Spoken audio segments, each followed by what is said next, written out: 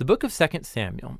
Check out the video on 1 Samuel where we were introduced to the book's three main characters, Samuel, Saul, and David, and then also to the book's literary design, which first introduced Samuel and then traced the rise and fall of King Saul in contrast to the rise of King David.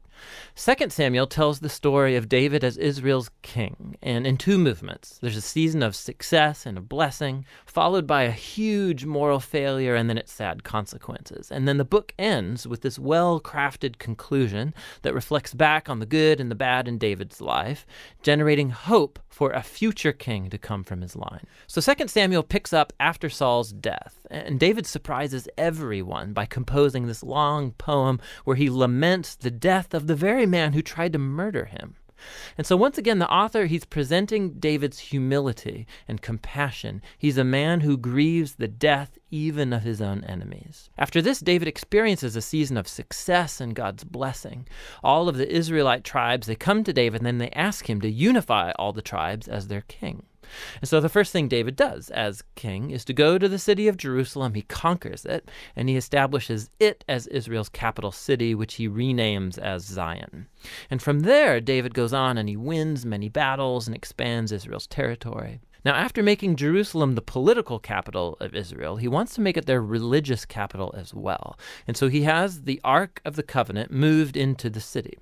And then in 2 Samuel 7, he tells God, now that Israel has a permanent home, he thinks that God's presence should also get a permanent house. So he asks if he can build a temple for the God of Israel. But God says to David, thank you for that thought, but actually I'm going to build you a house, a dynasty.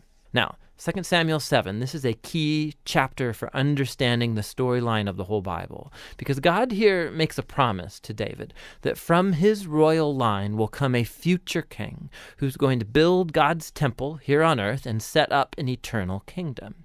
And it's this messianic promise to David that gets picked up and developed more in the book of Psalms and also in the books of the prophets. And it's this king that gets connected to God's promise to Abraham. The future messianic kingdom will be how God brings his blessing to all of the nations. And it's right here, in the midst of all this divine blessing, that things go horribly wrong. David makes a fatal mistake. Not fatal for him, but for a man named Uriah, one of David's prize soldiers. So from his rooftop, David sees Uriah's wife, Bathsheba, bathing. David finds her, he sleeps with her, gets her pregnant, and then he tries to cover the whole thing up by having Uriah assassinated and then marrying her. It's just horrible.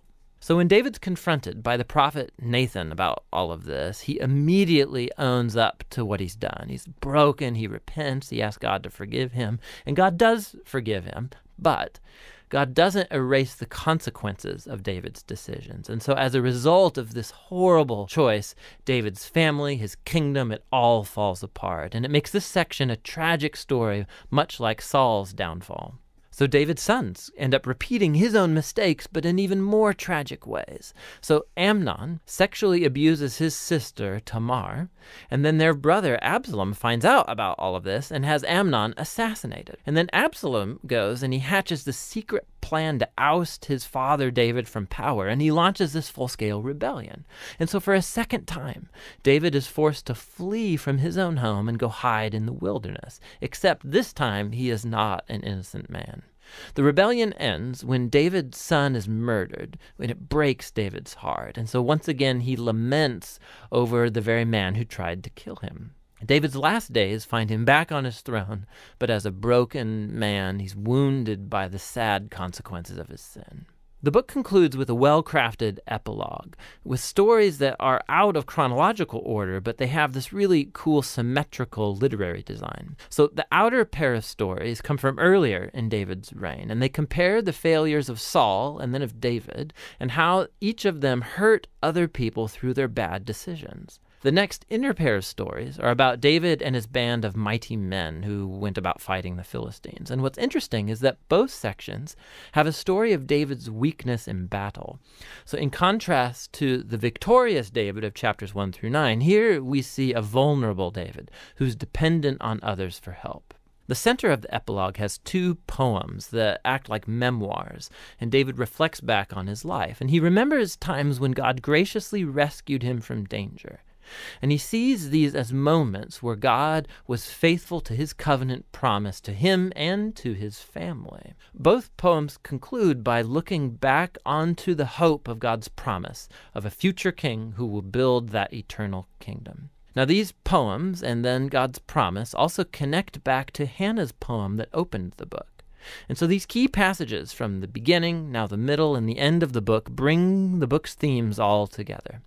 Despite Saul and David's evil, God remained at work, moving forward his redemptive purposes. And God opposed David and Saul's arrogance, but he exalted David when he humbled himself. And so the future hope of this book reaches far beyond David himself. It looks to the future, to the Messianic king who will one day bring God's kingdom and blessing to all of the nations. And that's what the book of Samuel is all about.